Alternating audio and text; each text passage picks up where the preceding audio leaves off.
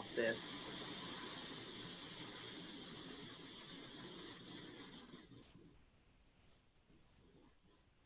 We are live. Welcome to Four Thoughts of Our Founders, the podcast for the Higher Education Leadership Foundation. I am Herman Felton, one of the founders of the foundation in absentia, as you all would appreciate. Fine provost saying to one of the board members who is representing the president in absentia.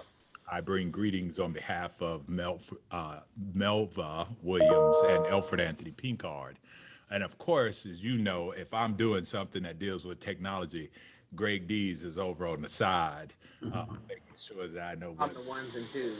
on the ones and twos. Super excited to have my colleagues and my friends here today. And I want to start with the brains of this August body here and introducing the president of Houston Tillotson, Dr. Colette Pierce Brunette. Thank you for joining us, sister. As always, my pleasure. The other half of the brain of this body here, Dr. Rosalind Clark Artis, president of Benedict College. Thank you for being here. Happy to be here. And two of the smoothest fellows that who happen to also be brilliant in their own rights. Dr. Makola Abdullah, president of Virginia State University. Thank you for being here, my brother. Good to see you, man. To the newcomer, I know hazing is not right and we should not be doing it, but we do have a neophyte in here with us who is brilliant in his own regard and is bringing a lot to the table. Dr. Brent Kite of Bethune-Cookman University. Thank you for being here, my brother. Oh, thank you for the invitation. Delighted to be involved. Appreciate it. No problem. What's going on, everybody? It's good to see everybody. COVID has really messed our thing up. Normally around this time we've seen each other a couple times this semester, even though the semester is young. Everybody doing okay? Okay, lots of moving parts. We Yeah, hanging. man. Lots going on. Yes. Captain's Log 2020. Navigating higher ed's next defining moment. I know that is a mouthful. And I would gander also to say that since March, we've probably been working nonstop. You all have, mentally, certainly. Want to have a conversation today about COVID-19 and how we have managed this pandemic, and sprinkle in a little bit of the political and socio-political climate that we're grappling and groveling with as well. But I want to know, just checking in, if you all would be so kind as to thank the folk who are there any people that you would like to thank now that you've got through COVID, going home, COVID 1, and we're in the throes of COVID 2. I want to give you an opportunity to say something to some folks that may have made that a little easy for you or manageable. Ladies first. Shout out to Kendall Jackson for producing copious amounts of red wine that made this a little easier. Um, I tease. Big shout out to the A team. I affectionately refer to my captain and senior team as the A team, not because artist starts with A, but because they are absolute A players. My chief of staff really led the planning effort during the COVID process. I don't know about your campuses, but we're still deep in the throes of it. I don't speak in terms of post-COVID. I don't know that we ever will. It feels as though this may go on for some time, if not forever. But to have a resilient team, an innovative team, a team that is willing to go shoulder to shoulder with you and work until the job is done. We don't work until we're tired. We work until it's done. And so really want to acknowledge the hard work of the A team here at Benedict College and the heavy lifting that they've done to ensure that we were able to get this place open safely and provide an environment that's conducive to student learning. So I've been well supported, and I appreciate that. Awesome. Awesome. Ditto to what my sister president said. They say that you're in crises, you see who people really are. And I've seen who my people really are. And my senior leadership team and my administrative council, the director's level, have just really stepped up to the plate without hesitation. And I greatly appreciate that. I appreciate them on a level of helping me to make, in hindsight, very good decisions. And they have families at the same time. Some of my staff have children of their own that are in learning, virtual learning. So it's not like it's just happening here at work where they work, but it's also in their lives. And I want to also thank my family, my blood family, for keeping it real with me and being concerned about my own sanity and helping me have these checks into reality, reminding me that we are in a crisis. Because I heard Rod say this about we were actually made for this moment as HBCU presidents. We operate in crises very often. So I think we kind of just get in that groove with forgetting about the fact that this is compounded right now by a global pandemic and by massive civic unrest. And we get so involved in the thriving of our own universities that we don't recognize that it's been ratcheted up. It's a very presidential word. It's been ratcheted up to another whole level. As long as it's up. Like another whole level. And my family has reminded me of that in many ways, which has helped me to keep my own sanity. Because I don't think any of us have rested, really got a good night's sleep since probably early March. Yeah. Brent? Yeah, let me echo what my two sister presidents just talked about. That's this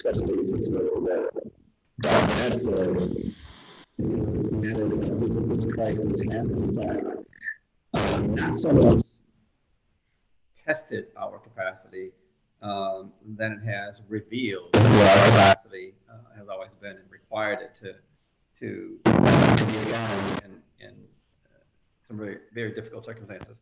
For Bethune-Cookman, as you know, some of you know, this has been an extraordinarily challenging, probably the most challenging year in the university's recent history, with financial exigencies and accreditation challenges, and then just as we were, reaching stability, COVID hit and hit hard, as you know, and so.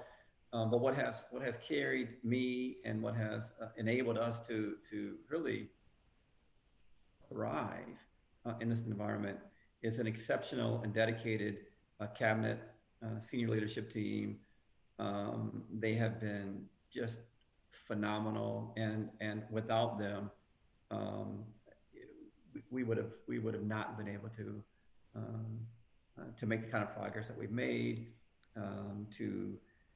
to get every student on campus tested, to pivot immediately as we had to with you all in March to an online situation, to set up sort of isolation and quarantine beds, to overhaul our health center on campus, and manage our SACS obligations. So I've got a leadership team and a board that's been really amazing, and I'm blessed to have them and grateful for them, and I'm working the team a little harder than they deserve to be worked. I know that, they know that, and I hope we can reach the day soon where we can ease off the pedal. But as Dr. Artis said, this is our new reality, and our job is to figure out how we navigate it in perpetuity, because this is the way the world's going to look like for a long time. I say to you, keep your foot in the tank, not on the gas. Keep it in the tank, my brother. In the tank. Don't let up. Put it in the gas tank. I'll echo my colleague stuff. I mean, I gotta thank the team because they're just doing incredible work. And And part of that incredible work is leaning back on me and leaning back on each other, and really pushing to make sure that the decisions that we make are quality decisions. I know if I'm working hard, they're working harder. And so, I don't know if I got a nickname for them, Roz, but they need a nickname because they're doing nickname work. That's for sure.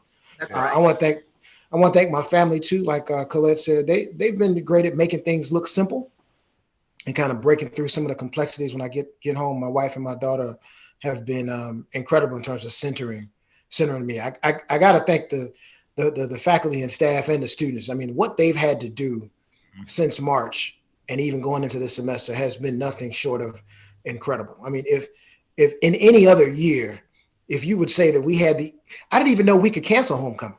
Like, I didn't even know we had that kind of power, right? And now suddenly those kind of things are happening and everybody has to adjust and move forward. And so we put it online. It's online. Like, hold on, don't get me in trouble. But it's that kind of the ability to adapt and move forward has been really nothing short of a miracle. And everybody has said those things. I want to add one other, similar to what Brent said. I've got an incredible board, and from my board chair to chair of the finance committee, and I can name them all, but chair of academic affairs, I think until quite recently, I talked to the board chair every day, twice a day, and we needed it. And to be able to have that lean back, to have governance right here when we needed to make the decisions that we needed to make. Everybody is just doing so much in these times that they didn't sign up for. And I'm just appreciative that everybody has stepped up the way they have. Yeah, so much has happened, and so much of what has happened has been good. Good for institutions, good for us individually. No question, the horror of the way the country is managing it, the way we're adapting to it, has not necessarily been the best.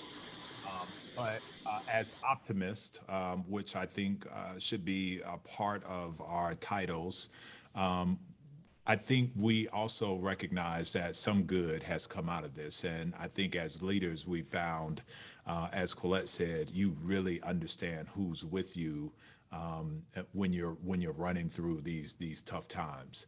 I know that the shock of COVID is still on us.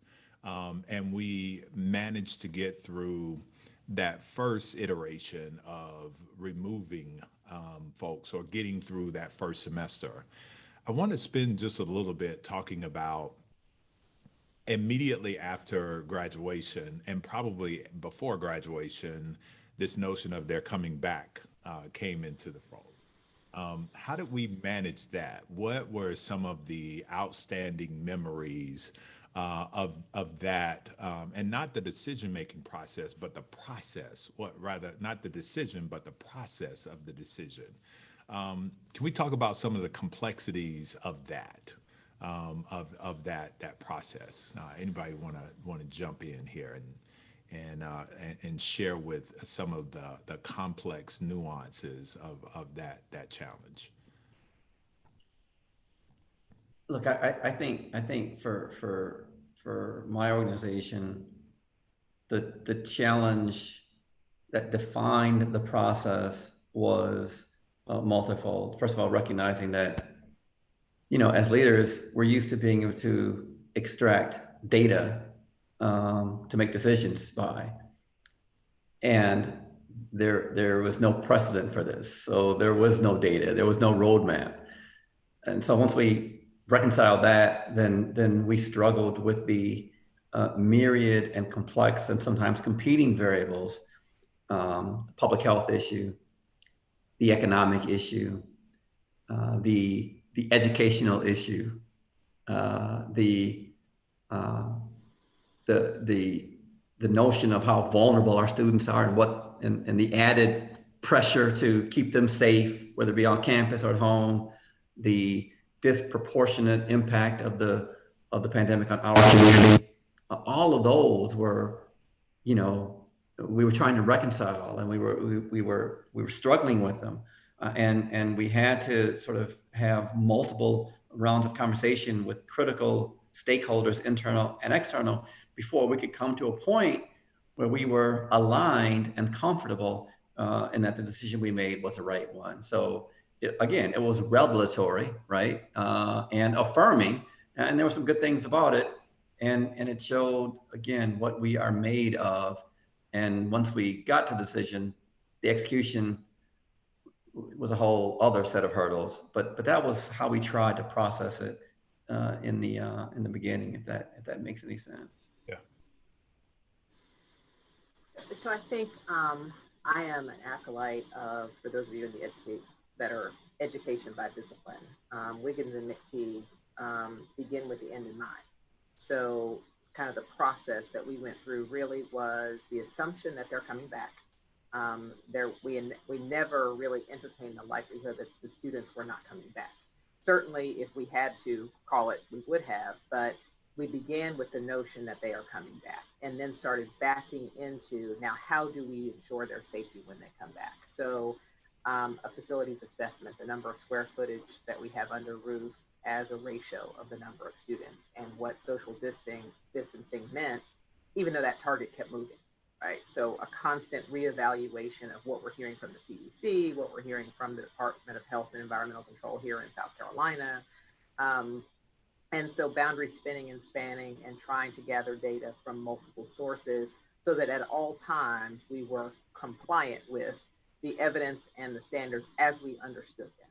So constant input and feedback in that regard, very much like Dr. Cricht, and then began thinking about the practical aspects of that. How do you feed them, right? We have a cafeteria, we have X number of spaces. And so as that scheduling began to roll out, and the ideas around, do you do it by building? Do you do it by classification? How do we shift them? How do we move them? So the logistics of it really occupied an appreciable amount of time for us, beginning really early June. For us, commencement was 3 weeks ago. We pushed ours to August.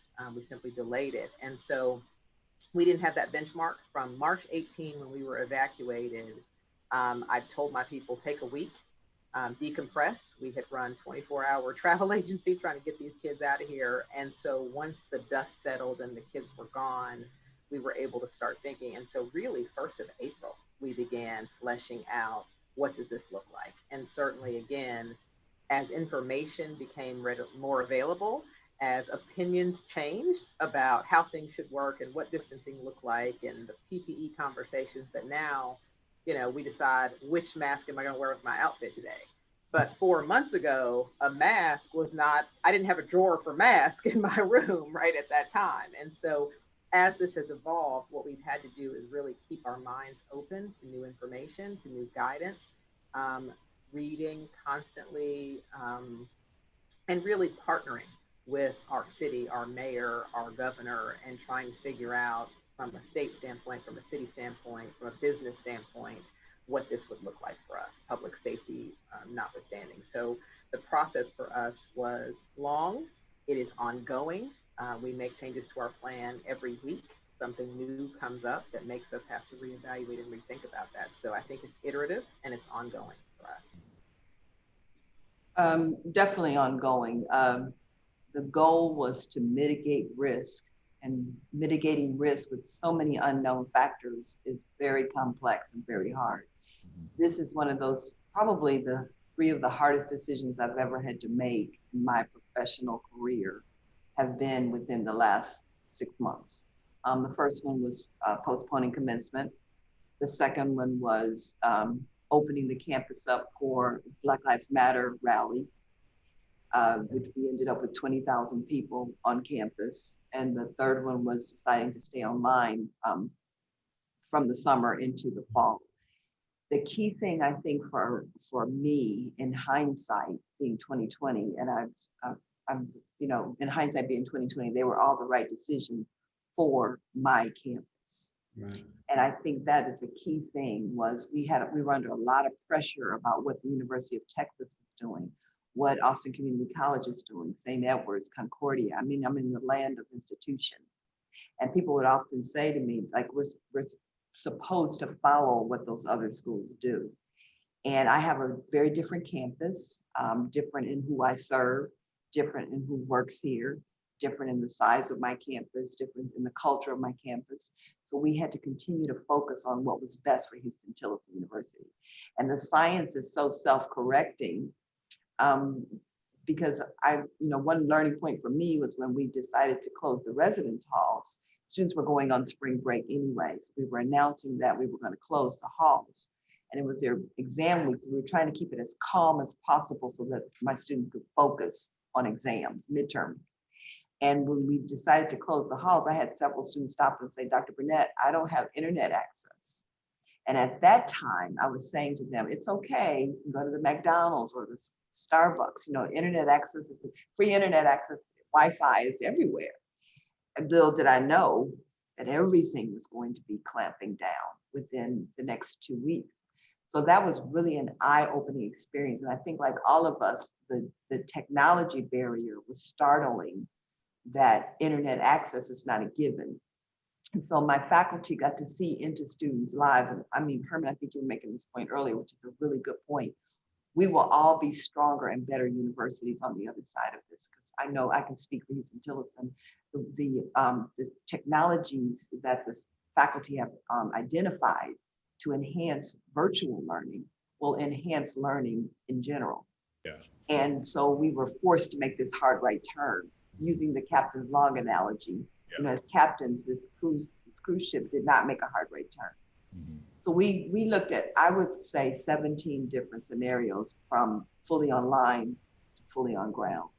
And the best scenario to mitigate the most risk we could with the information we had, and following the science of what was happening here in Texas and my facilities, the size of my campus, et cetera, we made the best decision for Houston-Tillotson at that time. But it's an ongoing thing. Like right now, someone was asking me the other day about now, but we have to start focusing on the spring, so that we can make a very informed decision on, whatever we decide to do in the spring. Just never stop. Doesn't stop. He did. He said, "Can't stop, won't stop." Won't stop. Well, of course, recently we made a similar decision. Probably, what was it, a week ago yesterday, to kind of remain online and go remote. And so before I walk through that, I'm just so thankful for my colleagues in the HBCU space and in Virginia space. I think I've gotten closer to everyone as we've all kind of struggled with these decisions, and knowing that so many people are trying to make the right decision for their campus and their students. Part of me wishes that people could be in some of the rooms that I've been in, whether it's a PWI or private or public, that I haven't seen a president that didn't intensely care about their students and wanted to make the right decision for their campus. And that has helped me learn and helped me move forward as we continue to go. So I think the methodology is similar, but I would say it a little different than my good friend Roz. I was very early struck by the decision of, there are a lot of iterations in between, as Colette said, there's 17, if you will, but the idea of being fully face-to-face and being fully online, and those two ends of the spectrum, really struck by it really early. And what we decided really early on, and this was kind of one of my things, is when do we make that decision? And how do we create an environment where we can have the ability to make a decision? I think that's what became really important to me, because if you don't do the work to set it up, to have the right testing, to have the social distancing, you can't open. And so the push for me with my team was, let's do every single thing we can to put our school in the best position to be able. So if we say yes, we're in the best spot to be able to do that. And that's what I was probably most proud of. So it was, as Roz and Brent said, that things changing so often and so quickly. I have a lot of, I really appreciate the folks who had to communicate with students and parents on the ground, because that job, it was impossible for me to communicate with the media, much less for staff to have to communicate these same ideas, changing day to day with students and parents. But people really did the work. We had we have a very robust testing program where we were testing all of our students before they came to campus, and every student on day one. We got plexiglass all over campus and signs on the ground and masks and welcome kits for students that include all of the things that everyone had with their welcome kits. And I feel like we put ourselves in the position to have success had we moved forward. And so the question then at that point wasn't, could we, because we could, but should we? And I met with everyone And last week was pretty emotional actually for me, because there were a lot of people who understood that this was a very important decision that had wide-ranging ramifications. And I heard so much love for Virginia State and love for the students, and people saying, we will do it. Like whatever the call is, that's what we're going to roll on, and that's what we're going to. And it was humbling, and it makes you realize why people choose to work at our institutions. It's because of how much they care, and that was the biggest thing that came out, is that we care, and we're not going to stop caring. And so that's probably the thing I learned the most over the summer, was how much people really care about VSU and how much they care about the students. The gravity of the decision, one way or the other, whatever the iteration was, the gravity, I don't think people understand how that weighed on and continues to weigh on us, right? Because with that decision, there are a wide variety of unintended consequences that come with those decisions, right? And so I'm glad that Colette underscored in her offering that she did what was the best thing for Houston Tilston. And I think that's where we all land with our decision making process. Everybody had to do that.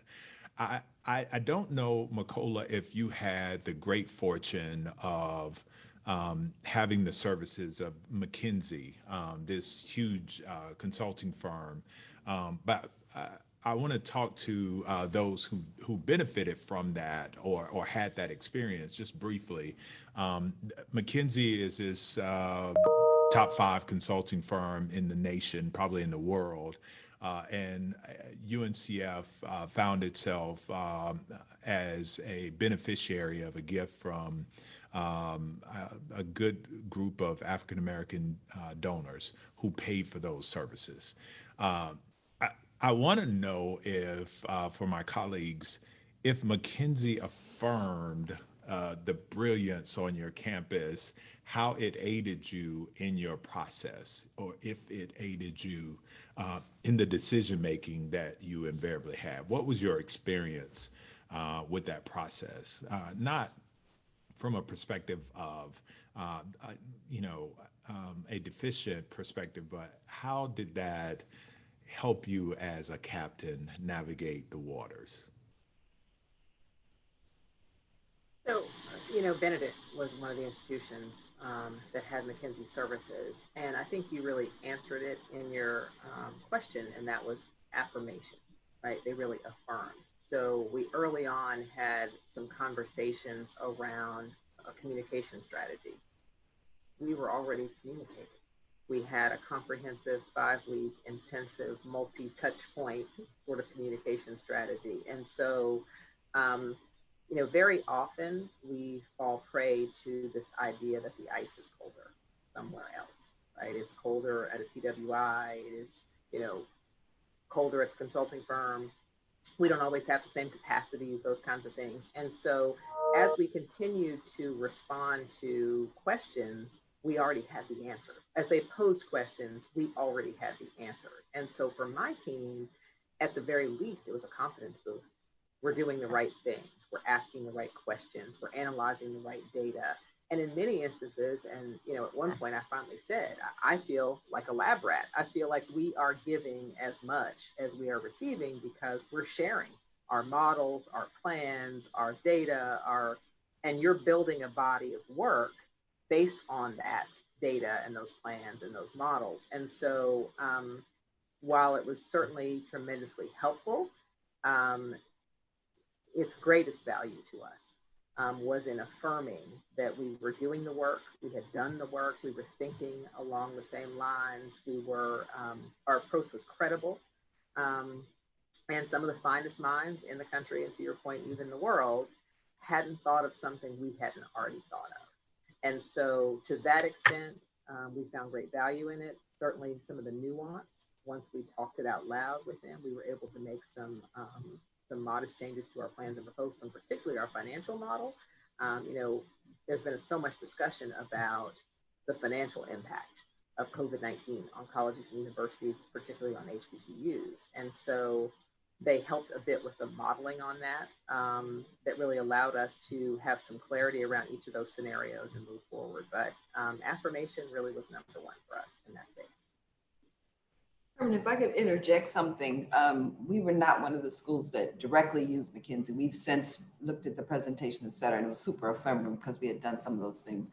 But I think this highlights something that historically Black colleges experience all the time. We have tremendous street cred without resources.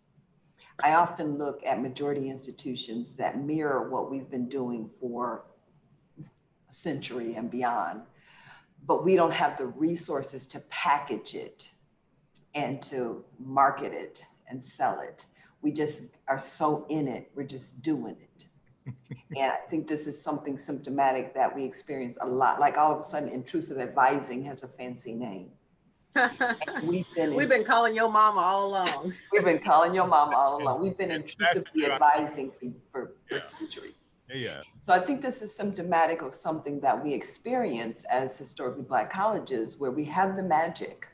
That's why we're still here. Dr. Craig talked about earlier. He was in the middle of a very stressful scenario for an institution of higher learning and still stands. Mm-hmm. So that's symptomatic of just, I can't say that enough. It just highlights how we have this magic, but we're not resourced to be able to elevate it to a level. And I use that in my talking points when I'm, begging for someone to invest in us. I'm not a charity, it's an investment. Right. And we can, we have the patent, if you will, for success. And it's just getting it out there to be able to scale it to a very large level. Thank you both for those amazing and really, in many ways, prescient commentary when I think of the future that we're headed toward. I think Ross is absolutely right. So I know McKinsey well. I've worked with him for 30 years. I was dean of major business schools, and they are who they are.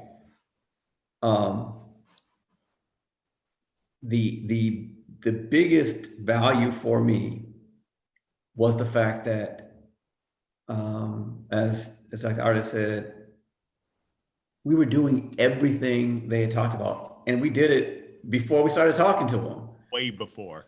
I left my son's a senior at my previous place, and it's a wealthy white institution, private. Our plan was done months before theirs. Our decision as to how we were going to operate in the fall was done long before theirs. Our ability to handle the financial distress without massive layoffs and furloughs ran circles around theirs. And so to Dr. Burnett's point, we're so used to doing so much more with so little that when the time comes to test those resources on that resource base, I think we have a natural advantage. And I think that extends to sort of our community writ large, but it's a whole other issue. So yeah, I enjoyed and appreciated the conversations I had with McKinsey, but I would be disingenuous if I said that we had to really take much of the substance back and pivot according to what we learned, because we were already doing it. And that speaks to the resilience of these communities and the commitment of my team. And plus, they just worked their behinds off. They had already looked at best practices from around the country long before, McKinsey got here. So really appreciate the UNCF for doing that. It was great, but we were doing our thing long before that. Yeah, that must have been a private school thing, because I didn't get invited to be on that thing. But I agree with all of what y'all are saying. And part of it for me was, if you don't have skin in this game, I'm not really that interested. And I learned more from talking to the folks around this call now about what I could do to improve my plan and what testing methodology might work, and how much I want to put folks in dorms, from presidents of HBCUs and PWIs. But in this thing where there's no real, there are no set of best practices yet. Yeah. I mean, that doesn't exist, right? The ability to create, how should a university walk through? We'll know a lot more after the fall than we've ever known. And I wasn't sure that folks who really weren't in this game and didn't have some skin in it could really understand what we were doing and what we needed to do in order to move forward. Now, again, I think that'll change in another 6 months or so. But especially in the early part of this, I learned way more from talking to my colleagues than anyone else. I think that's part of the point too, right? We are creating the practices, and to memorialize that is something that I think we all will benefit from. I was a reluctant participant with McKinsey because I am skittish about external forces coming in and intruding and trying to extrapolate that secret sauce, because that's what everybody wants. Everybody wants to know, how do these people continuously do what they do? I mean, look, if they looked at our balance sheets, they would say instantly, why in the hell are y'all still open? Like what is going on in some instances, right? And so what they don't Yeah, recognize, not in our instance. Not in right? our instance. I just Well, wanted to say that. okay, well, I have to say that. That well, must be a public thing. yeah, that must be. That must be a public school thing. My point is that I think that secret sauce that happens at all of our institutions is what Brent alluded to, is that the resilience that we have, and because we have been operating at a space and place that has allowed us to be agile, is why we got through this the way in which we were, the way in which we did, and on top of that, which is why I think McKinsey was extremely impressed with these little old black schools and the leadership at them, and the planning that came from them. I really do. Yeah, I think so. One observation, and you all are probably experiencing it in your states, watching our colleagues navigate this process as we sit around the table. So, with all of the South Carolina independents or whomever, the panic stricken looks on the faces early on, right? I'm so used to being broke. It didn't even register. It didn't even really register with me in the same way. But this notion of a catastrophic loss being, we could lose as much as 10%. What? I mean, it was sort of so affirming, right? I go back to that. It also is empowering, right? Yeah. We became the consultants in many of those mixed groups because of our history of resilience and because of our ability to overcome and persevere. And as we watch the experiences of our peer institutions and our non-peer institutions, as we have seen outbreaks, as we have seen pivots that were not so graceful. We saw it in the evacuation. You've got 24 hours to get out. Godspeed. We're closed. That was not our lived experience, because those were not our students' lived experiences. We had to be ever so careful about assisting and supporting our students during that very critical period of time. We don't enjoy the benefit of simply being able to say, get out. That's not who we are. That's not how we operate. Similarly, even now, I mean, you could run the risk of bringing students and then just saying, oh, well, it didn't work, too bad. When you started hearing phrases like acceptable risk, those would never have been conversations in our environments, because we are so student-centered, so sensitive to the precarious situation that so many of our students find ourselves in.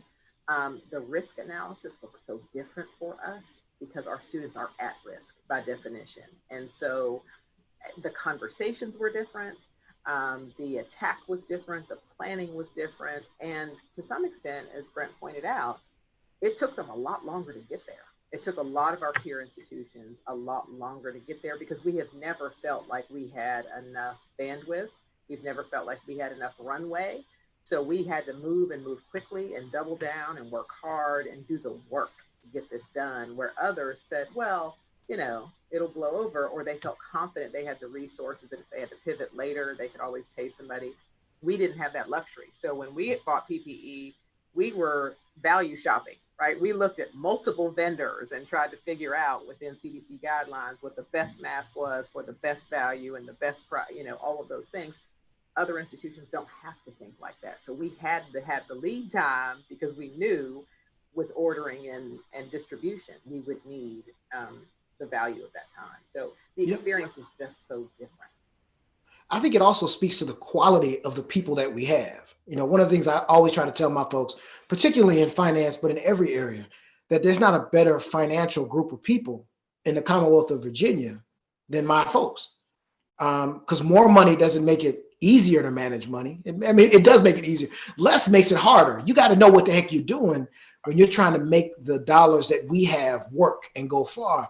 And so in this particular situation, our folks were just, all of them were much more prepared, much more nimble, much more ready to work together and collaborate and come up with solutions.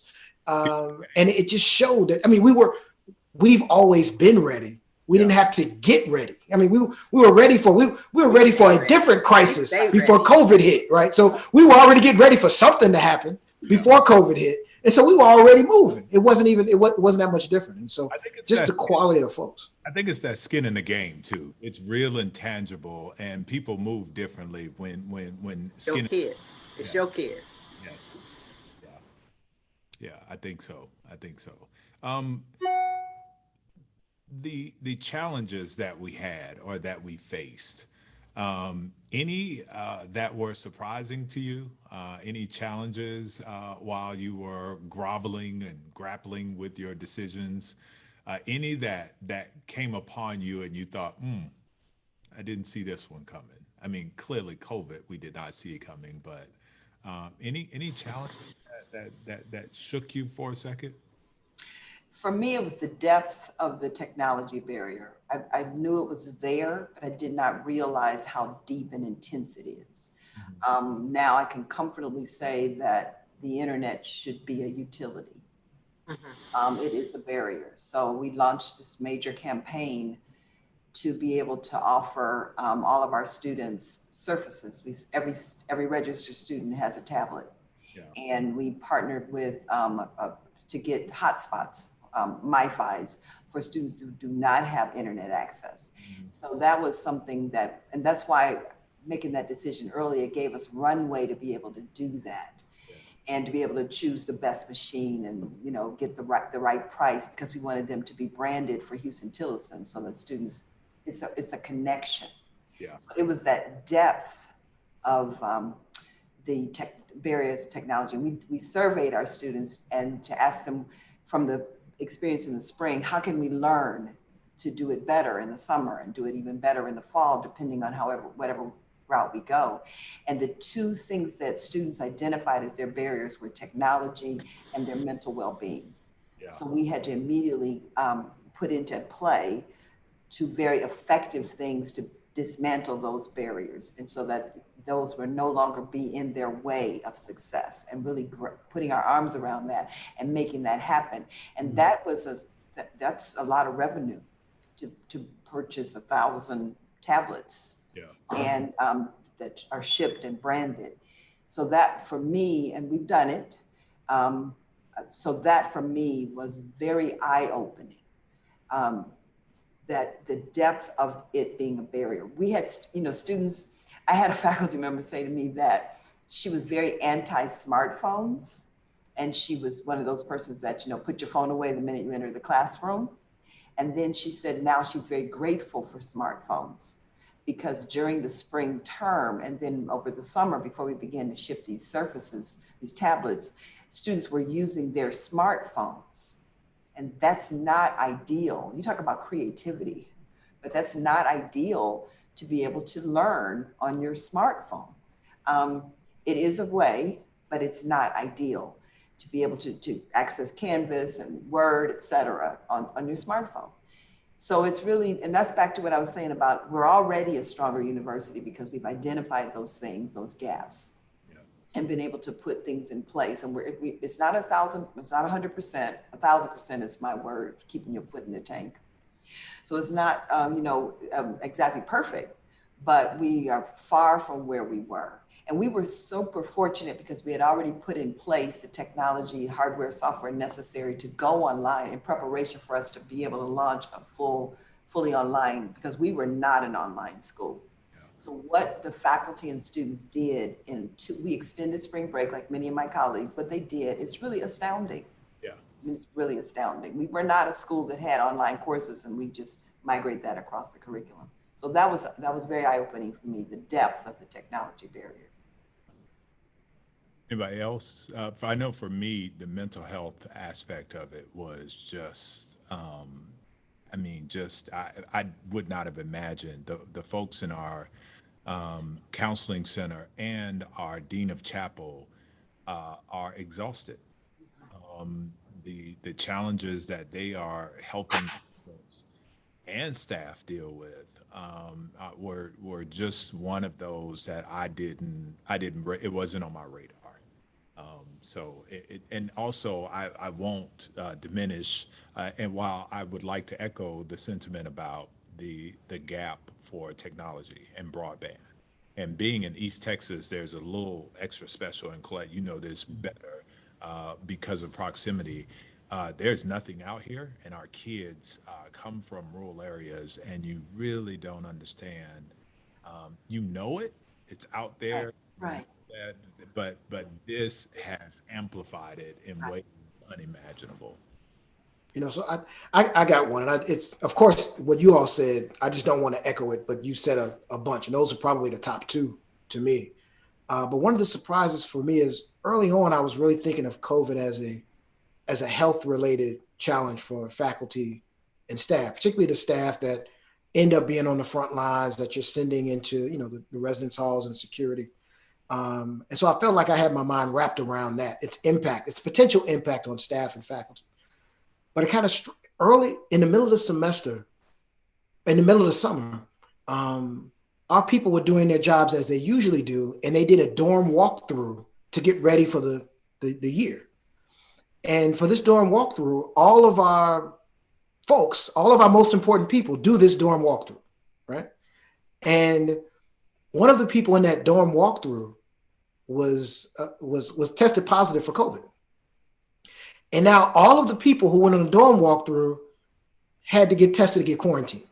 And suddenly I realized that this is also a productivity issue, and that if any one of my offices had an outbreak in that office, any office, human resources, purchasing, advising, that could shut the entire university down.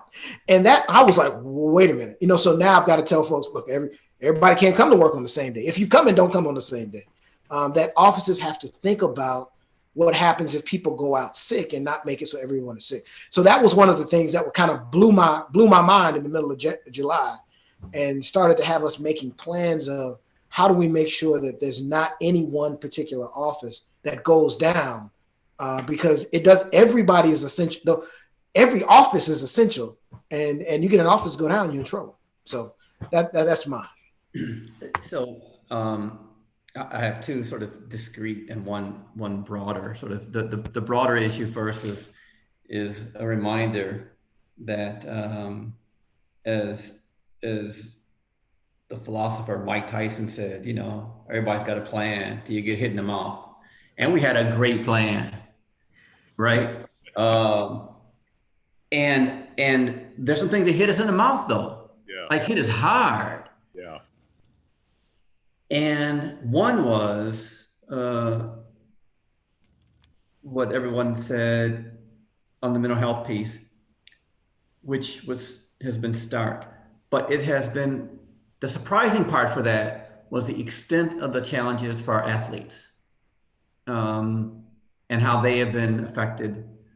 And so that's been a special challenge in addition to the regular population. But the other has been the sort of lived experience of having faculty and staff who are older with comorbidities, and what that does to our ability to fulfill the steps in the plan, right? And we fail to understand the complexity and the emotional and affective sort of issues about the fear of folks just coming to campus and how people handle that. And so that was, we just, again, who knew, right? So that's been a very interesting and difficult thing for us to process and manage, but it's part of the reality. It's part of our workforce. And so that's added an element of, since our students have been back, of real challenge for us. I know that we are. I don't know about you guys, but I know for a period, I had to tune out what everyone else was doing, because it made me, and I think it contributed to driving my team crazy. Hmm. Every day there was a new model. Let's think about this. Let's think about Hmm. moving from different iterations of a model to another iteration. Um, I took great pleasure in going into, the strategic planning process with my teammate, and did, just as you, learn a lot about them. Learned a great deal. What did we what did we learn about ourselves as leaders through COVID? What liminal moment visited you as it relates to your leadership, and what was necessary? Was there any glaring revelations that were amplified through COVID? Ooh, The de- I'm sorry, go Roger. ahead, Colette. The depth of my concern for those that I serve. Um, I realized that I say, we're a student-centered administration, and think students and then decide. It's my elevator speech, my talking points on campus. And when we were going through the exercise, I realized that I was thinking about these people like they were my own children. So much so that I got offended in a conversation with another president who was talking about athletics. And they were talking about the athletes, and they were not talking about the athletes as though they were like people. Shadow. And I got super offended, like over the top, I'm gonna get you kind of feeling inside of me, like I'm from Cleveland kind of feeling. And I realized the depth of my passion for these young people that I'm responsible for. And I say that all the time, but I don't think it was like I realized how deep it had become in my own DNA, and who I am as a leader. And that's a strength, but then it's a weakness because I had to keep the people around me had to keep me centered, where I'm continuing to focus to make it like follow the science, to keep your emotion out of it. And I think leaders, that's a part of leadership, is a major part of leadership is staying focused on making a good decision with good data, and then putting your own moral compass in there at the right time, or keeping your moral compass in there. So that was for me, it was a good thing. My mentor, John Garland, always says, leave the party when you're having fun. And fun is relative, but for me, I define fun as being really serving students. I'm doing the best I can for my institution, and that was super affirming for me. Hmm. So I think the two things, the sort of aha moments for me in terms of leadership, um, really came kind of over a long period of time. We were all tired. I learned how long I can go without sleep, right, without dropping. I think everybody's really tired. But I also learned a little bit about myself, that this work means so much to me. It is me, it is who I am, it's what I eat, sleep, breathe. My students are oxygen to me, very much as Colette said. And as a result of that, it was internalized to the point of being so overwhelming for me. I mean, just personal to me. Every individual kid that we were worrying about at home who reported in that they had tested positive at home, or that they didn't have internet access, or that they didn't have food, or they didn't have a home.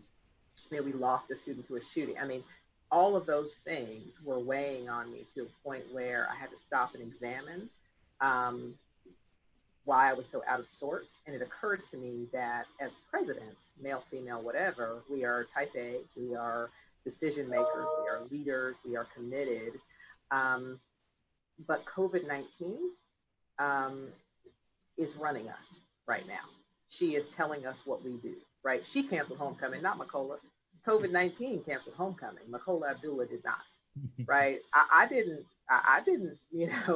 cancel homecoming. I didn't push back commencement. COVID did. And so this loss of control, the loss of the ability to captain your ship, to make decisions, I grieved it. I grieved the loss of my ability to make decisions, and had to submit to a force, right, beyond my faith, a force that I couldn't control. COVID 19 is making these decisions for us in many instances. And while those decisions look different based on the campus and the context and the culture and all those kinds of things, to Nicola's point, we're all making the best decisions we can for our campus. And we're making them based on external stimuli, right? Things that we cannot control. So that was a tough lesson for me to learn and to really wrestle with and to get in touch with and to accept during this period of time. And the second thing I learned is, damn it, I can take a punch. I can take a punch in the mouth and I'm still standing. And Benedict is still standing. And we're going to keep standing. And we're going to keep teaching. And we're going to keep loving these kids until we can't do it anymore. And I don't foresee that happening anytime soon. So, the philosopher Mike Tyson is right. I got tested. I got hit in the mouth and I'm still standing. Let's get it. Yeah. For me, I think it was with the magnitude of the decisions. Look, unlike all of you, I'm not independently wealthy, right? And so, I mean, because I've seen the cars you drive, but and I enjoy the work, and I want to keep doing it, right? I want to keep doing it, and I want to keep doing it here at Virginia State. And when you start to look at early on, you started to look at the magnitude of the decisions and seeing, and we talked about this, Roz, a dozen times. There are no really good ones. It's just a series of how can you get through this the best that you can, and understanding that the ramification of almost any decision that was made would have short and medium term impacts on the school for years. Now, not forever. I mean, all of our schools survived the pandemic of 1918. And so in 100 years, no one will remember this, but they will remember it in 3 or 4 years. And the decisions that we make today will impact the university for the next 3, 4, 5, 6, 7, 10 years. And that could cost the university stuff. And it could cost me personally. And being able at some point to say, okay, and to let that go. I think that was one of the harder things, but it had to happen because there are no popular choices here. There's not one among them. None of the decisions that any of us have made are optimal. None of them are the ones that we wanted to make. And as Ron said earlier, everybody's upset, but nobody can yell at COVID. You can't scream at COVID. You can't get mad. And so when people get upset about what's happening at our institutions, well, they get mad at the institution. And I get that. They got to express it in some way. Well, me too, of course. And to decide that I'm going to be okay with that, and that we were all placed here for such a time as this. Us as leaders, our teams that are doing incredible work, our faculty, our staff, our students, and to just do the very, very best I can today. And then tomorrow, wake up and do the best I can tomorrow. And that's all that I can ask of myself. And that's all anyone else can ask of me too. And so just kind of getting back to the core, I thought was important for me.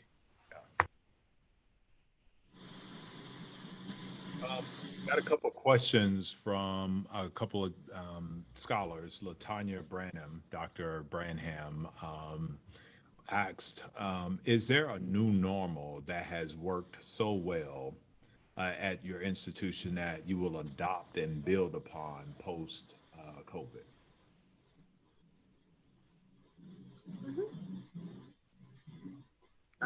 Yes, yes. I think, Colette stated it really well early on that the infrastructure changes that were made will improve education, teaching, and learning post COVID if we ever experience such a thing. We made some changes at Benedict because our students, shared this with many of my colleagues, because our students left during spring break, many didn't have their textbooks with them. So our faculty embedded links to open source materials so they could complete the semester. Well, guess what? Now we work during the summer and embedded open link and links to open source in all of our course materials. And so we are a textbookless environment. I'm not going back. We know that for our students in particular, textbooks is sometimes an insurmountable expense and a cost to them. And in the world that is now run by the Internet of Things, within fair use for the lawyers on the call, I mean, on the Zoom, within fair use standards, of course, Benedict College is now a textbookless environment. And so, COVID, while horrible, forced us to innovate in some ways that, quite frankly, we perhaps should have earlier on, but out of necessity. Necessity is the mother of invention, right? So we've made some changes in that regard.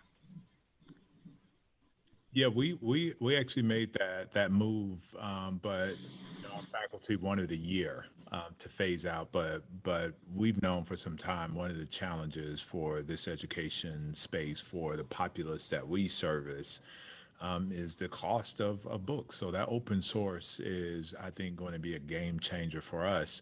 But I'm also grateful that the boogeyman or boogie woman has been obliterated, has been defeated, has been punched in the mouth, and the boogeyman or woman being technology for some faculty members. This resistance to go online, not only did they have to do it, they had to do it in a record amount of time, and by all accounts, like it. There are many of them that are no longer afraid of that thing called online distance and technology, and I'm really grateful for my predecessor to have had Canvas in place for us. So it's really easy, seamless transition. We also offer a degree online. So it was, I'm so grateful. Colette mentioned this earlier about the transition. And for us, it was one of those gifts that I did not think about until I asked the question, can we go online? Not even thinking about what we had already had. So another question Dr. Lori Davis has, what would you advise prospective and new presidents to do to prepare for crises situations? I knew you would smile, Makola. I can't wait to hear this. Yes. I don't, Long story at health with Makola. I think we have. shoot. First, let me go backwards because the last question was better. Lord have mercy. I'm gonna think about that one while I answer the last one. I think the one of the other great benefits is the ability for people to work remotely.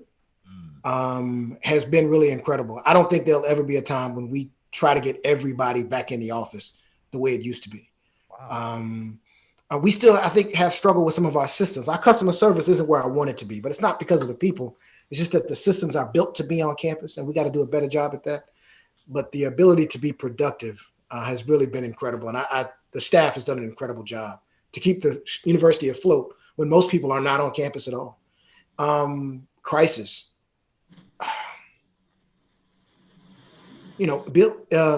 As a prospective president, you build a good team.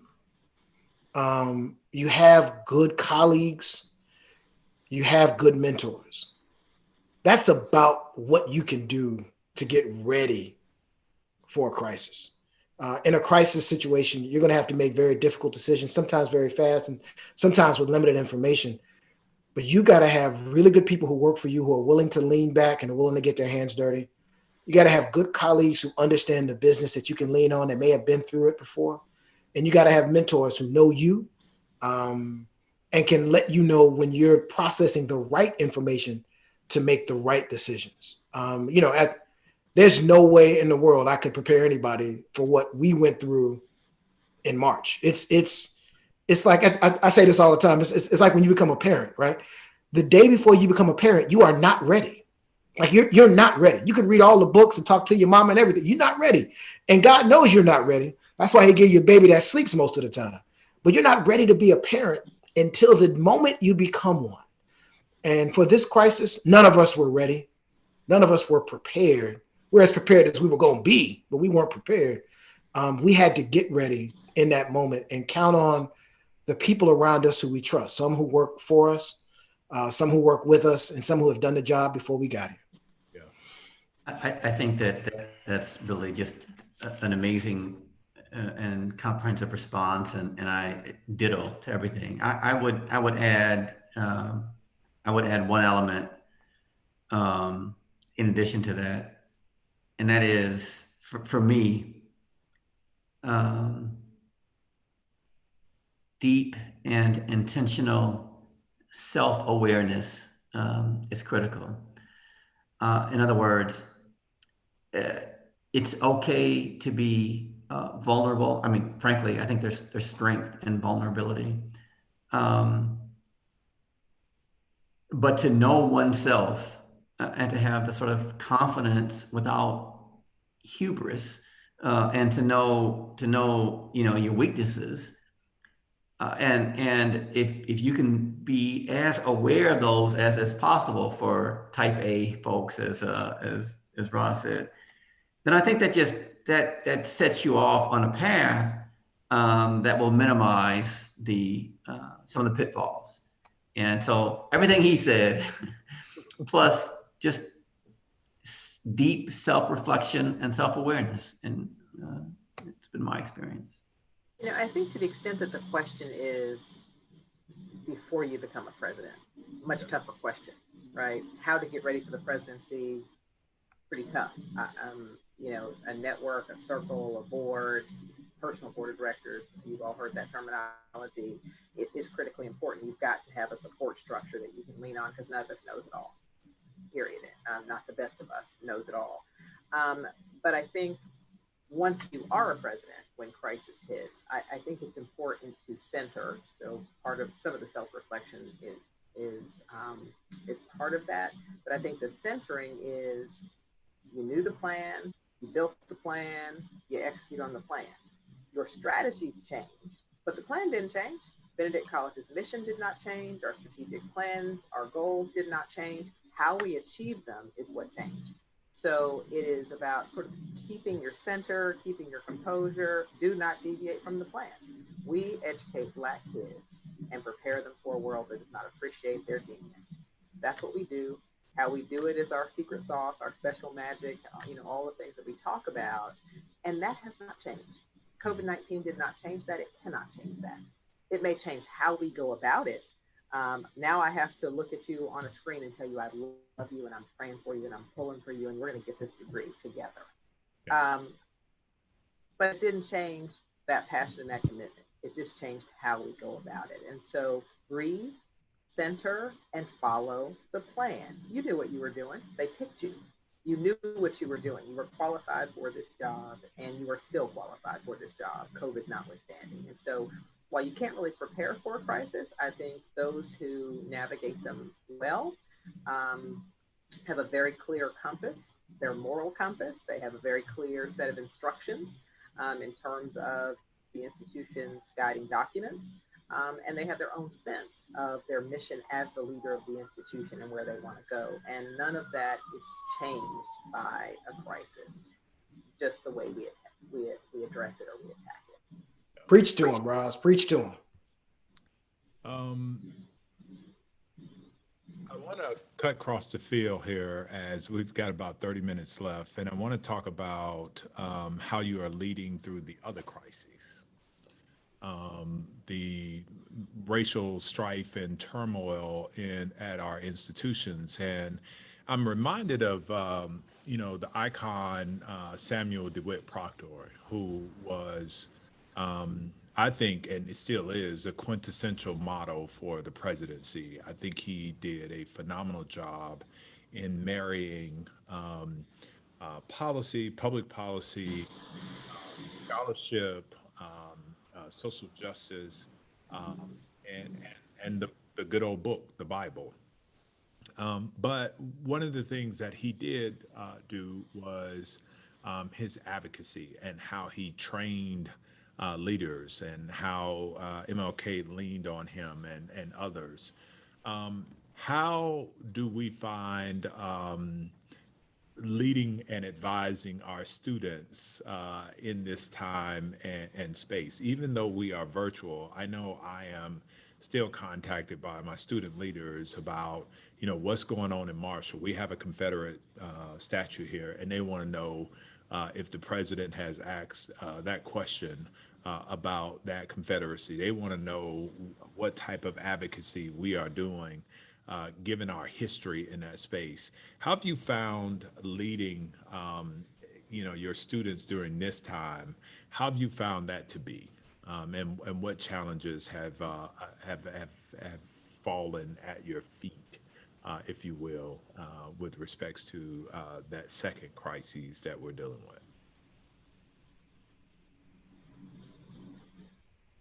I said earlier about the march that was held on campus. I think it's important to lead by example all the time, especially now. I wrote a letter to my students about peaceful protest versus looting and staying true to your own cause and not letting your cause be hijacked or told to you, and understand your cause, to really understand your history and know what your cause is.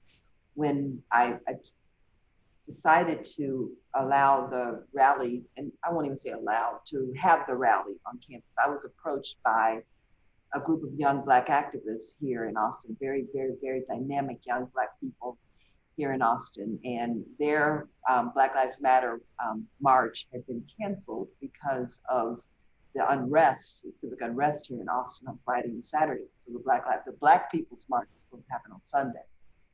So it got canceled. So they took a lot of heat because, in fact, the Black People's Black Lives Matter march is canceled. So they came and said that they wanted to have the march and have the rally here on campus.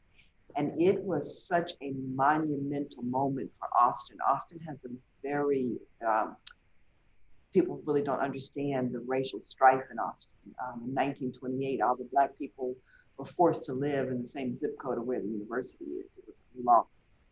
So the city has a lot of healing to do. And like I said earlier, there were 20,000 people on this campus. So we set by example the role that the university plays as a brave space, more than a safe space, but a brave space for this movement. And that's a decision that I don't regret at all. We forced masks, the whole 10 yards, you could imagine, because that was really in the heart of the pandemic. And to lead by example, I have an NAACP chapter on my campus that is super active in voting. So we've taken everything online, as most of us, all of us have. So we had our welcome week online, and we're giving student organizations a platform so that they continue to using the university's larger platform so they continue to do their work virtually. It's outside of the things that happen outside of the classroom. So leading by example, and I consider myself a warrior. What is just and right. It's beyond diversity and inclusion. It's about civil rights and social justice. And I remind my students all the time that the civil rights movement, many of those icons, if not most or all, were historically Black college graduates because they were empowered to be the people that they are or were. And we'll continue to do the same thing. We continue to make Chadwick Boseman. We continue to make those iconic people. And they have to feel empowered. Somehow we've gotten away from that, like lulled to sleep in some way. And we intentionally weave social justice into majority of our curriculum, from biology all the way to, I have an English professor that teaches English using Black superheroes. So it's not like it's an ongoing thing. That's another thing. It's a movement, not a moment. Mm-hmm. So we have to continue to emphasize to students that this is not a sexy Instagram kind of thing to do right now. Mm-hmm. This is a very serious movement. And you are placed, this generation, to really make change. And it's going to take time and it takes a lot of work. So it's encouraging them, yet and still guiding them in the seriousness of this effort. Yeah. And I think I feel encouraged by what I hear from students. Yeah. Just really quick, when did they stop enforcing the law that was mandated in 1928 or so? It wasn't like maybe 4 or 5 years before it started. And it was called the Negro Plane. And so Black people were taken from the the colonies all over the city, all over the region, not just the city, the region, and forced to move. You could not get your utilities turned on if you were Black, if you did not live in 78702. That's the whole concept of East Austin. And so we brand ourselves the intellectual heartbeat of East Austin. And that's staying true to, we are a reminder, because it's a highly gentrified area, of the culture of East Austin. Wow. And our students, we have them do research projects, undergraduate research about displacement and homelessness. So I want them to see that this is their service. Yeah. And irrespective of what your major is, you have a role to play in lifting your people. So we've responded in the way that academics respond, right? We teach. And so we developed a course on race, crime, and hate is the title of it. Race, crime, and hate from Emmett Till to Black Lives Matter. And it's a team taught course by a social work professor, an English professor, and a criminal justice professor. And it really is a survey course that examines obviously our criminal justice system and the inequities therein. And the class filled up in a matter of hours. We opened it and it was full, which tells you there is this insatiable appetite for intellectual inquiry on issues that matter to people of color. And we stand in that gap as historically Black colleges and universities. And so just as COVID-19 sort of woke everyone up, God don't make no mistakes. Job and Job are spelled the same because he's got a sense of humor too. I think that COVID-19 came at this sort of critical moment. This sort of racial tension erupted during this COVID-19 moment because COVID-19 really pulled the scab off of virtually every equity issue in America. Digital equity, as you were talking about, Colette, in terms of the students who have access to internet technology and the fact that it really should be a utility. And while we're talking about utilities, we know water and energy and all of those kinds of things, and the inequitable distribution of those things. Medicine. COVID-19 has caused us to reflect on where is testing least available, right? So we have stood in that gap, and we are a community testing site. We just partnered with CVS. The news broke today. We now offer free testing on our campus. CVS has moved in and set up shop, and it's free and available to the community, rapid testing. So I think is that for your academic community or the broader? For the community.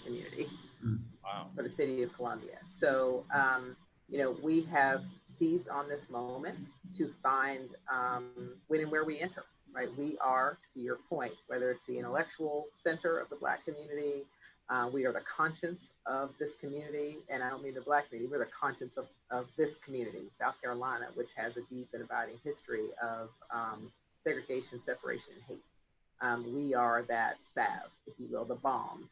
And so I think COVID has presented an opportunity for us to reemerge in ways that I think you use the terminology called that lull to sleep. There was a very sleepy comfort with the social order in South Carolina and in the community. And we were just that Black school down the street. And suddenly the conversation now, the equity conversation around everything, whether it's, again, digital, medical, the disproportionate impact and the comorbidities and how we reach these communities has been renewed in some way. And so if life can come from death, which we know that it can, I think COVID has presented a unique opportunity for these HBCUs to step up and resume their position as leaders of these communities and as the moral centers for Black communities, and to begin to once again produce those kids who will yet change this world. It's a heady time. There is no better time. it is a critical time, and the crisis has certainly created some challenges. But I'm energized. I'm excited. I am looking forward to what this will birth, because nothing this unpleasant can't have a positive result. I mean, there is a plan at work here, and I can't wait to see what it is. No, wow. I mean, we're doing some stuff at Virginia State. Dr. Cheryl Mango, one of our history professors, has got a new course on HBCUs and teaching the history of HBCUs, and I'm particularly proud of that. But I tell you, this time right now is part of what makes me love being Black and love being at a Black institution. It is just wonderful. I think that what Roz said is so true. It's not an accident that COVID has shown us something in our criminal justice system. I mean, and I know all of you remember because we wrote all of the letters, but 2016 was a similar summer. Philando Castile and Alton Sterling and Sandra Bland. And it was a similar environment, but we weren't all at home. Sports hadn't been taken away from us. And so this happened at a time when it was important for it to happen, where, as Roz said so eloquently, COVID has shown the inequities in our economic system. It's shown the inequities in our healthcare system. It's shown the inequities in our education system. And then the events surrounding George Floyd and Breonna Taylor show the inequities in our criminal justice system. And none of these issues are easy. None of them are easy to fix. And none of them are going away tomorrow, right, unless people work as hard on dismantling those systems as they did to put them in place. And we understand that because I like to say HBCUs, we were the first institutions in response to Black Lives Matter, following slavery, right? And so we've been in this game a long time and invested in making sure that people understand the value of Black life and Black achievement. And so I'm excited that we're here in this time. And if it took COVID to help bring that, and I'm not excited to have COVID here, that's for sure. But if it took COVID to pull that bandage off, then I'm very excited to be in these times right now. Yeah. So I think you're both absolutely right, and I really appreciate the thoughtful sentiments. Look, I think this has been for me and for this institution a particularly. I think we've been struck by the complexity. Everything you said, you have to add the backdrop of the contemporary political environment and the vitriol and the animus that is arguably defined by some of that. And so for us, it's been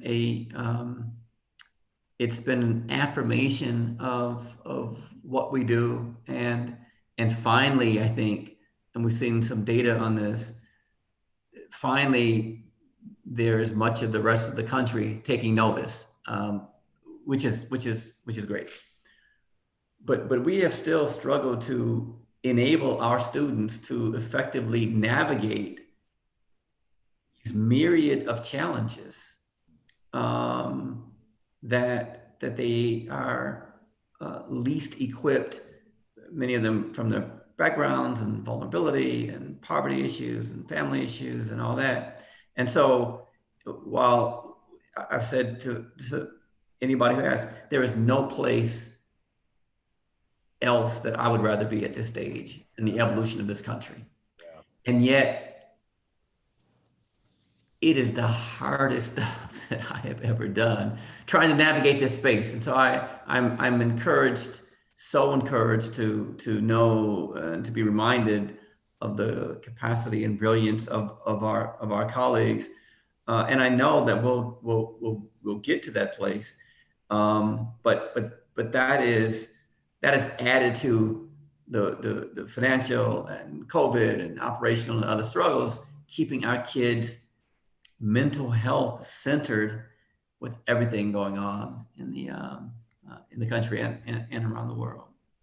It's interesting you say that, Brent. I'm reminded of something that my mother used to tell me all the time. Rest in peace. She used to say, they don't call it the easy, they call it the struggle, you know, Right. and that is certainly what we are in the middle of, you know. Yep. But it's a To the righteous jungle. struggle. A righteous struggle. Mhm. Yeah, I think a lot of these, you know, the socio-political issues that we're dealing with, on top of, as you have all pointed out, the challenges that have been magnified, the inequities that have been magnified because of COVID. Singularly for me, what I find great joy in is continuing the work of our ancestors, some who are in the clouds, our predecessors who are around us, but the spirit of our institutions, what we have done is something that we don't know how not to do. Advocacy for social justice, equity, and equality is something that we wake up dealing with daily. And I was talking to some colleagues who are in the PWI space, and one of them caught wind of a letter that I wrote. And I think me and Makola actually had this conversation probably 2 months ago about how wonderful it is to write a letter and not mince words, not to my campus body, to be able to say exactly what I feel, and it mirror the sentiments of not only the faculty and staff, alumni, trustees, but the students who are probably on the far end of their feelings because they're trying to really understand how to use those. But I could not articulate to them how gratifying it was to be in this space, to be what they say, their words, not mine, on the front line at the tip of the spear in the fight. And I think it an honor to be in this space, and I don't know if there's any other place that I would rather be during this particular time right now. And the other piece is the agency that you give your students by them watching you, how you advocate for them, how you show up in public when no one is watching, the things that we do. I think they learn from keeping score, which they do on a daily basis with us. I think they learn also how to walk into their greatness as Black men and women, Black and brown. So I just wanted to add that to you all. The captain's log is coming to an end here, and I am eternally grateful for you as friends and colleagues for accepting the invitation to come and just share. Personally, this was selfish. It was about seeing some of my colleagues, and but professionally, it was really about sharing to the broader populace how we grappled with COVID and are still dealing with COVID and the many different challenges. I'd be grateful if all of you left us with some words of encouragement. Reconciliation, I know, has found each of us. COVID has forced us to do that by proxy of time, distance, separation, etc. I think we've all had to not only reconcile our institutions and for our kids, but personally. And given the climate where we're at,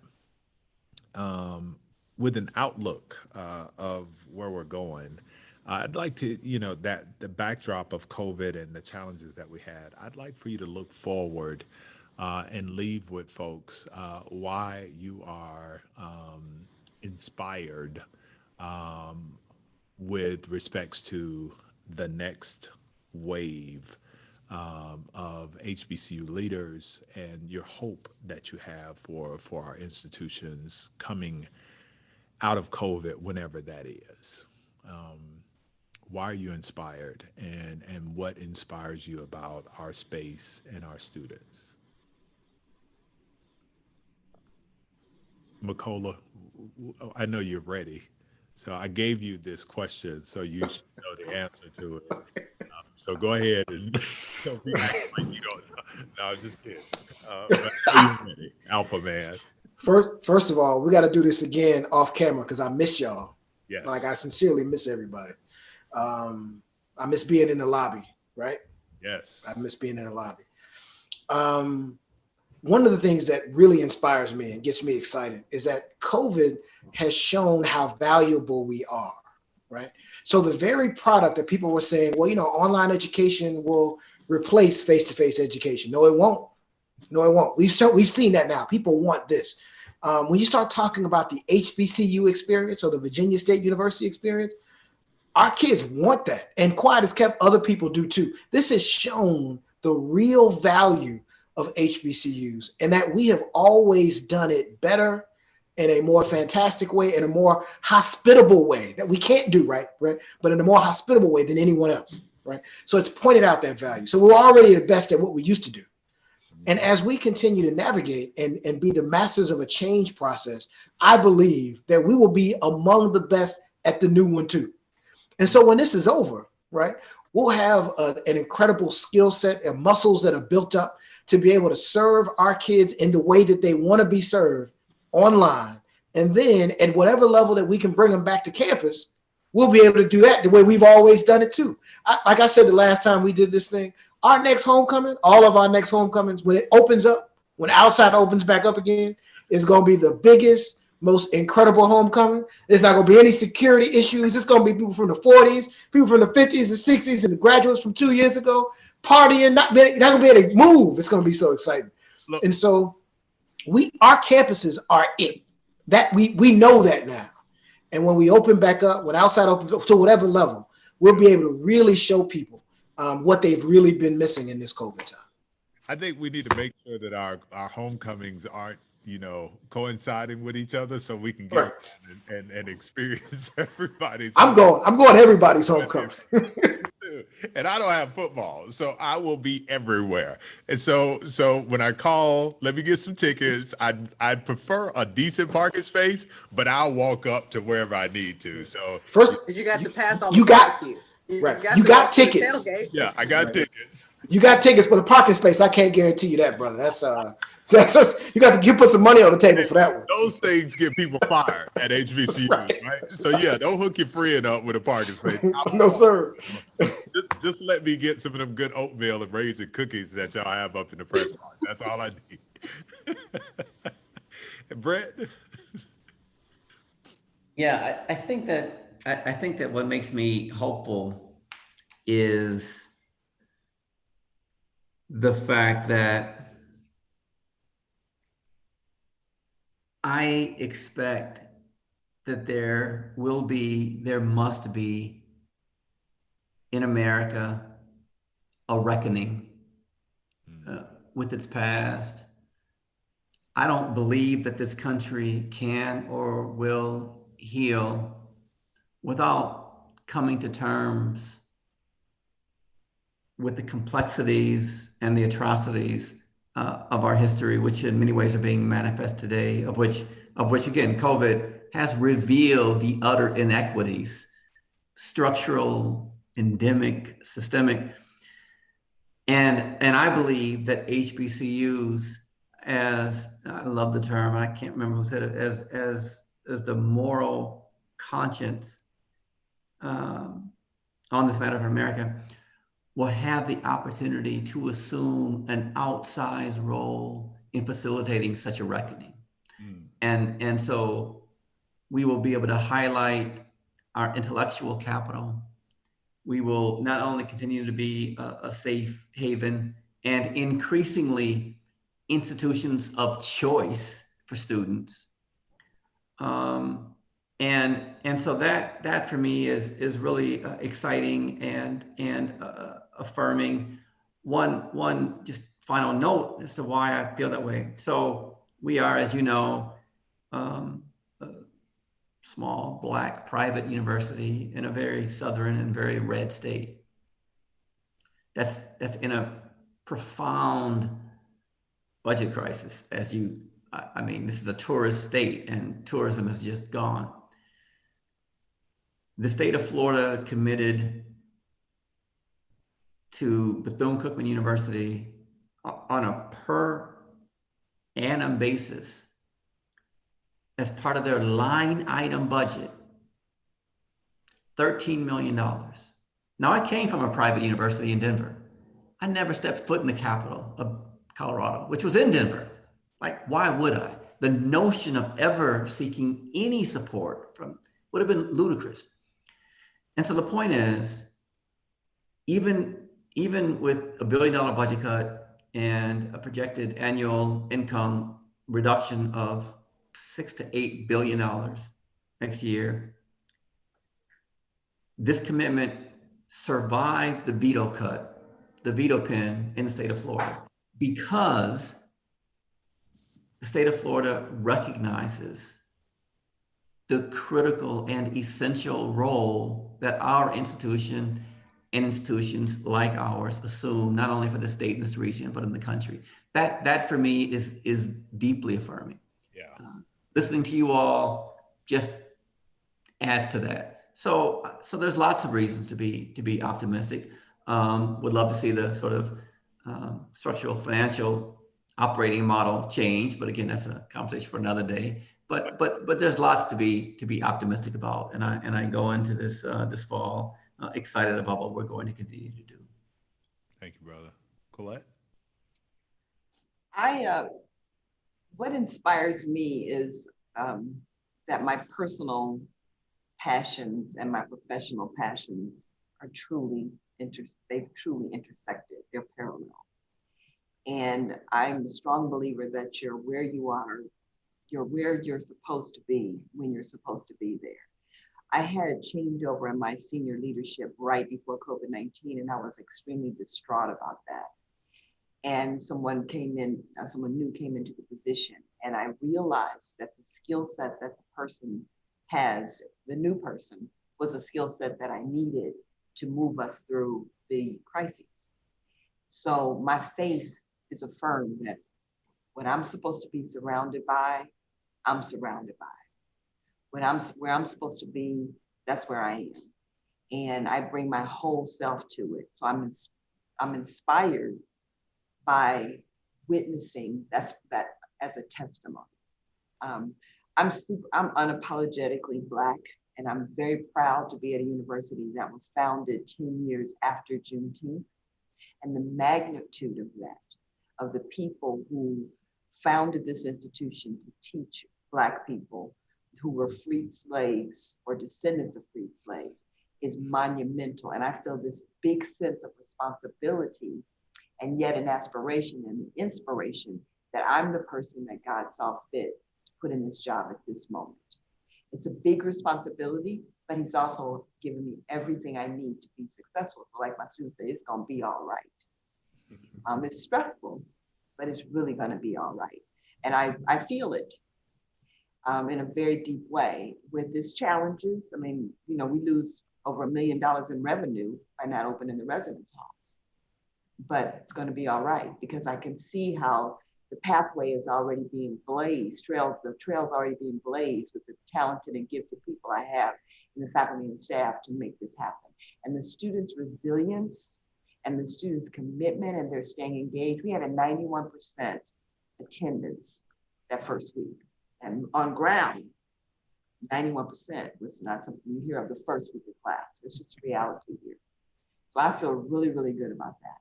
I'm very encouraged by that. And I'm going in with my eyes wide open that it's not all easy. I mean, it is a struggle and it's not an easy struggle, but it's going to be one that will bend this moral arc towards justice slowly, but it is bending. And I'm just grateful, humbly grateful to be a part of that movement. Dr. Artis?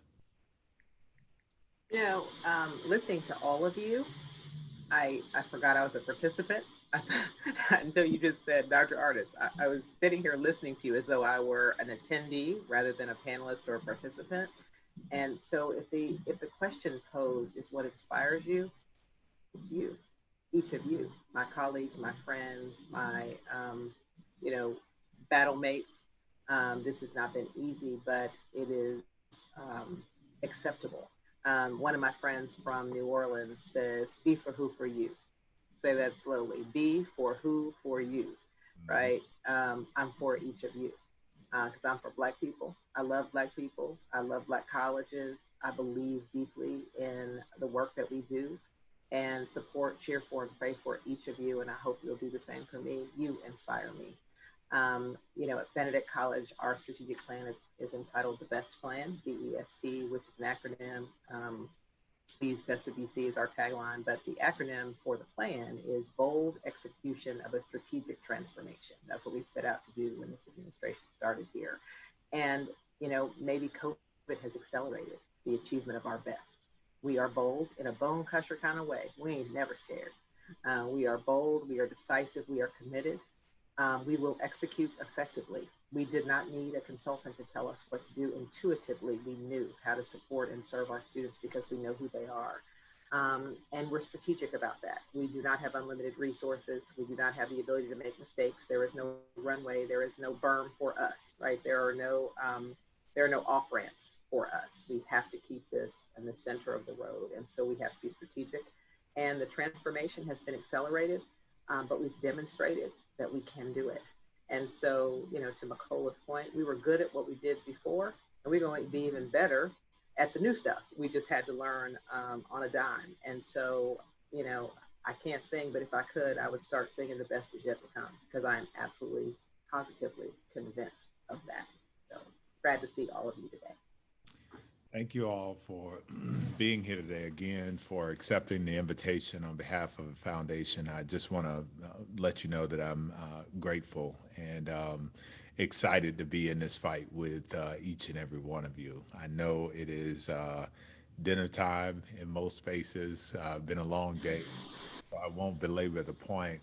I will bid you all farewell, but understand that the what do they call those things? The happy hour. The happy hour is coming. So just know that there will be a link coming here pretty soon for a happy hour. And Makola, I'll make sure I have a Coca-Cola for you, my brother. All Just right. just water, baby. Just water. That's all it takes for me. Okay.